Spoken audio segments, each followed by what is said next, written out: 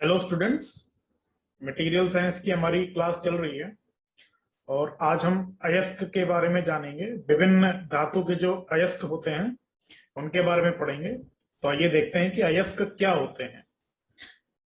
वे खनिज जिनमें धातु अधातु के साथ अशुद्धियां मिली होती हैं, यानी कि जो धातु आपको चाहिए उसके अलावा भी इसमें कई सारी अशुद्धियां या इंप्योरिटीज मिली रहती हैं।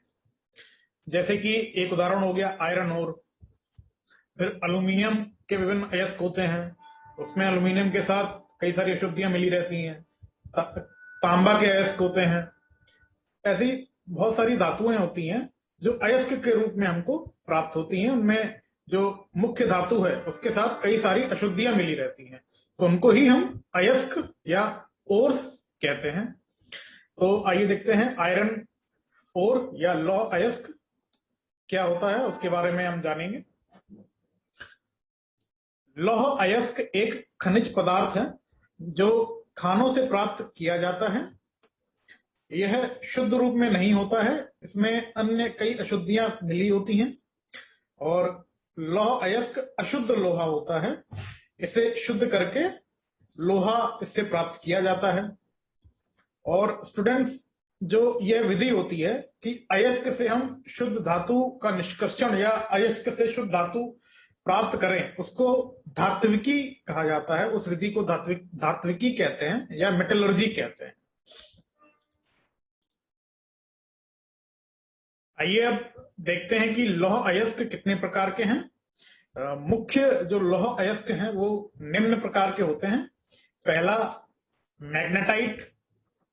इसका जो रंग होता है वो काला होता है और इसमें जो लोहे का अंश है वो लगभग 70 से 73% होता है और बाकी अशुद्धियां या इंप्योरिटीज होती हैं।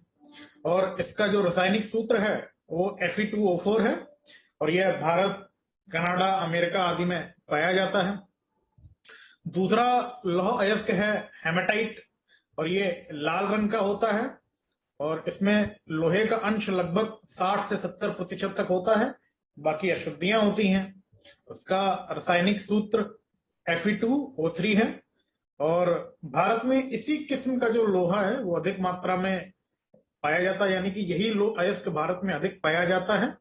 और यह भारत में बिहार, मैसूर, उड़ीसा, मध्य प्रदेश आदि में पाया जाता है मुख्य तौर पर।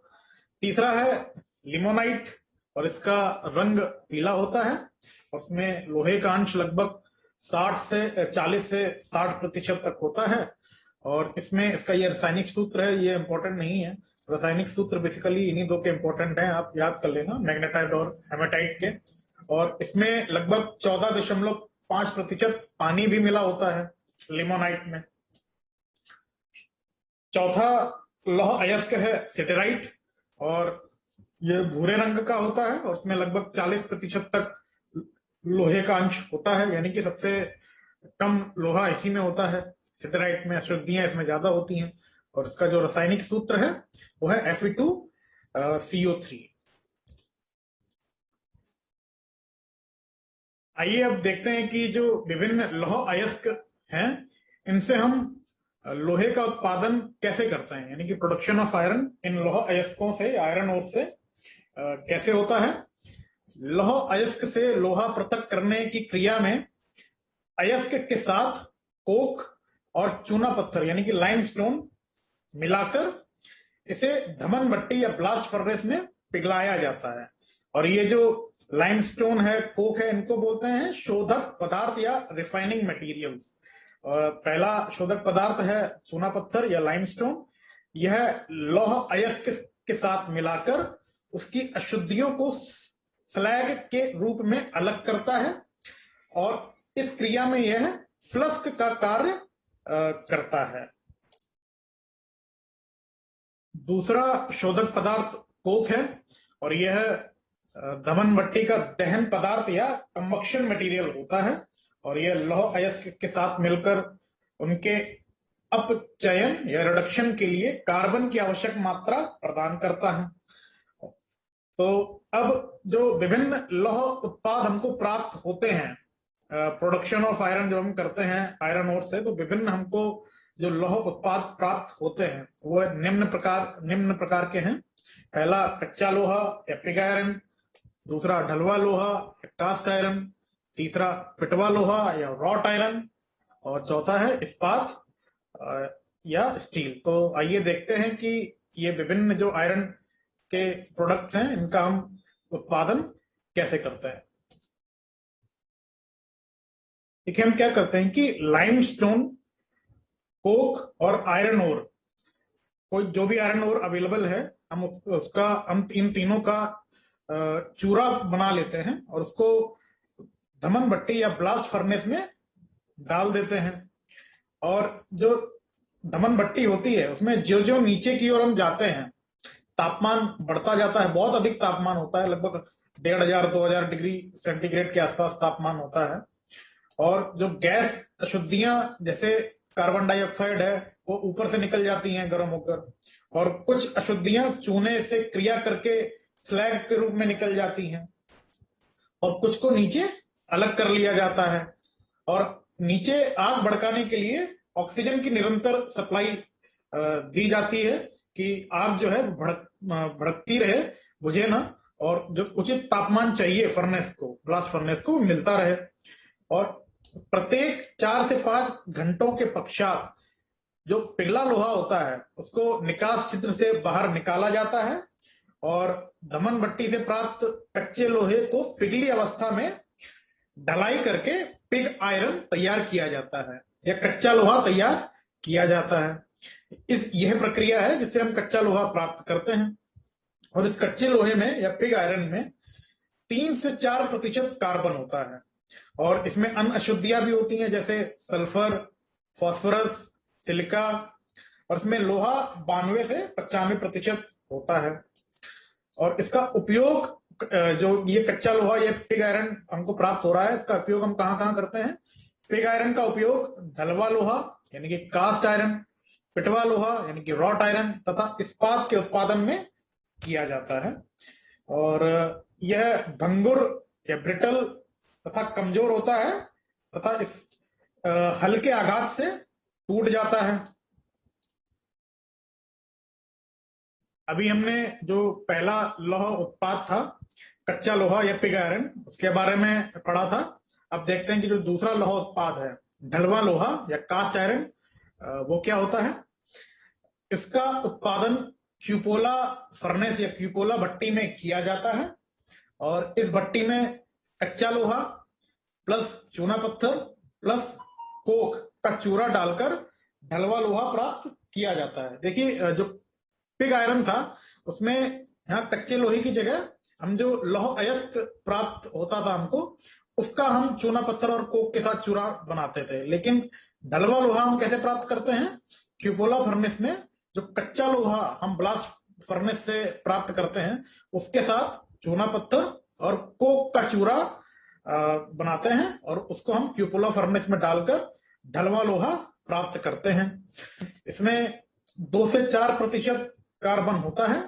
इसके अतिरिक्त इसमें सल्फर, फास्फोरस, सिलिकॉन, मैग्नीज आदि भी अशुद्धियां सूक्ष्म मात्रा में, यानी कि जो पिग आयरन है कच्चा लोहा है उससे कम, बहुत ही सूक्ष्म मात्रा में विद्यमान रहते हैं इसमें ढलवा लोहे में।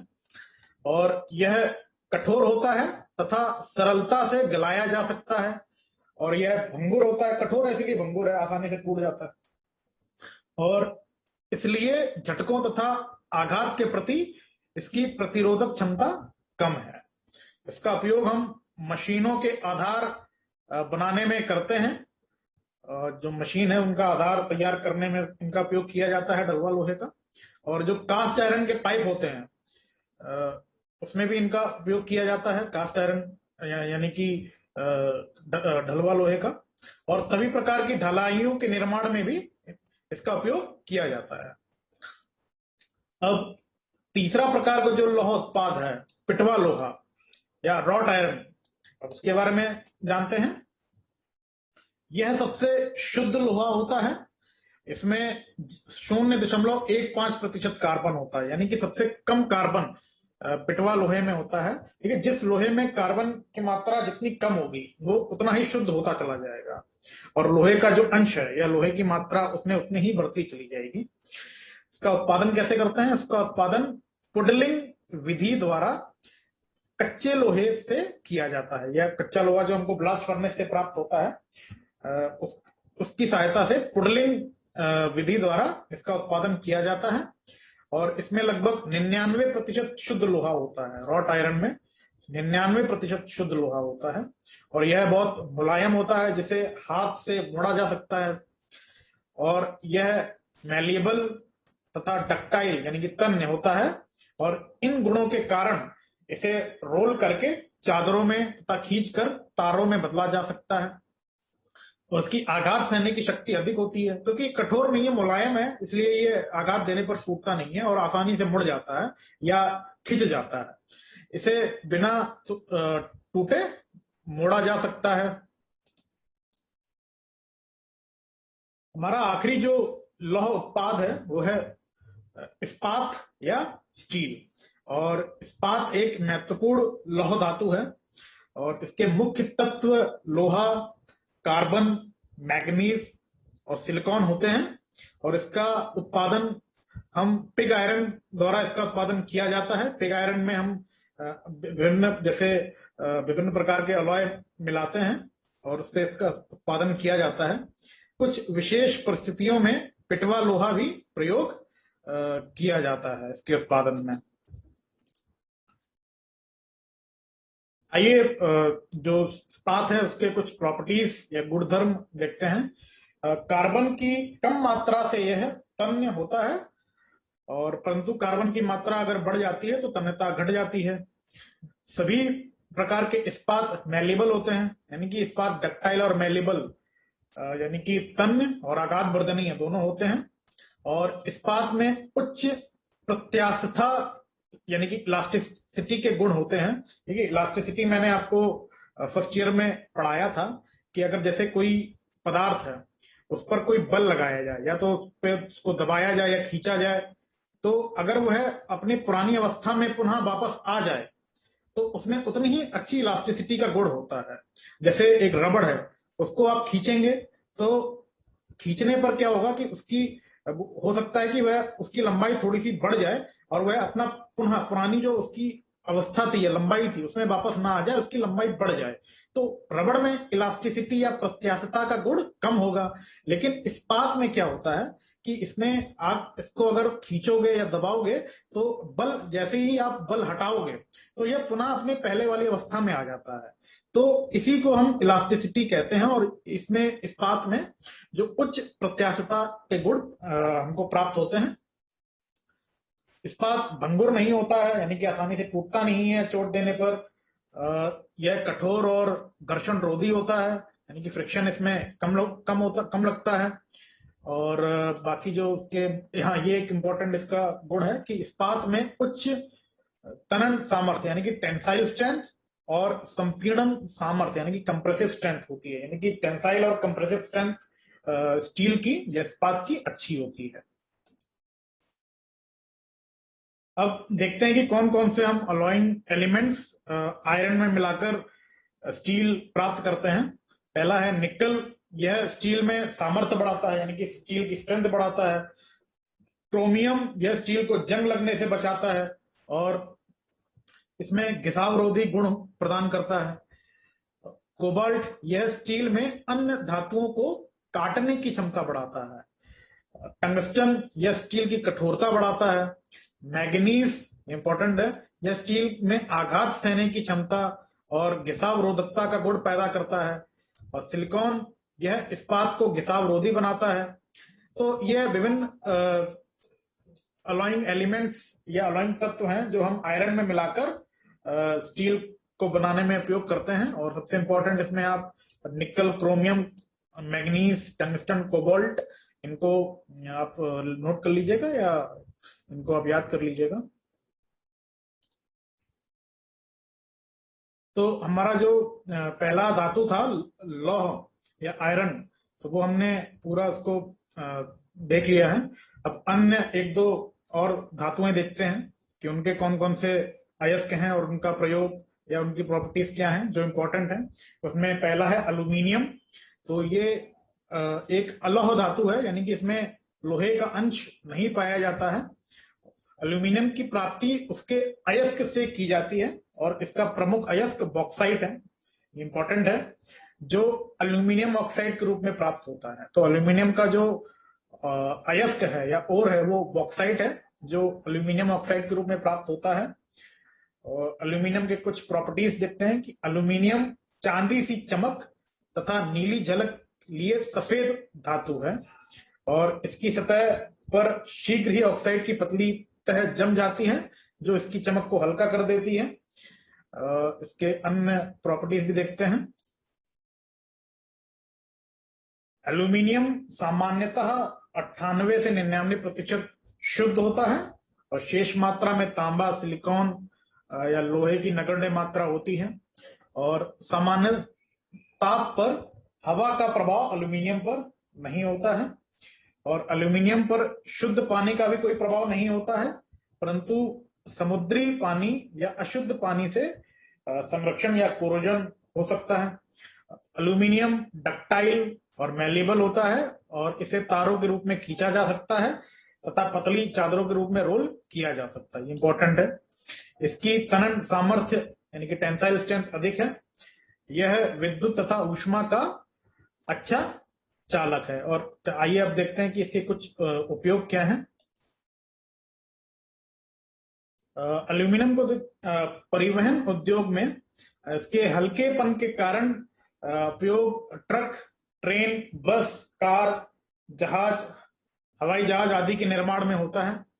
और मशीनें तथा ढांचे के उसमें उच्च तनाव सामर्थ्य के कारण एल्यूमिनियम का उपयोग मशीन पार्ट्स में होता है।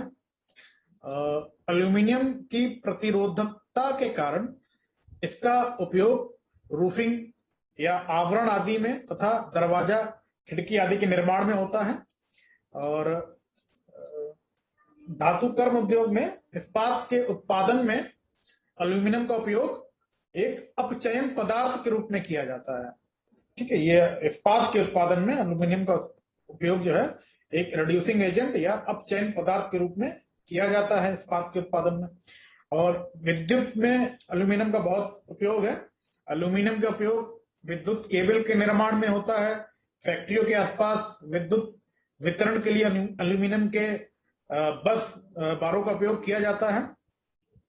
और उच्च गति वाले टरबाइन जनरेटर्स में एल्यूमिनियम कंडक्टरों का प्रयोग किया जाता है।